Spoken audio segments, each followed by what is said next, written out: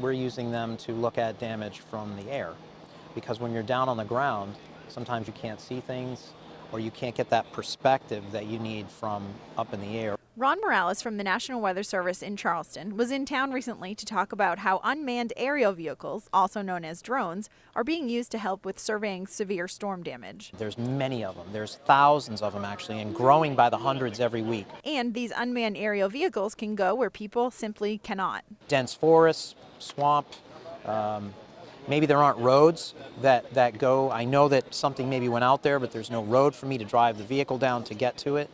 You fly out over those areas, which we did out in Fort Stewart, Georgia, a few months ago. Drones can also offer views that can be just as clear as seeing the damage in person. For example, they can take 3D imagery of a storm site at 1 centimeter resolution.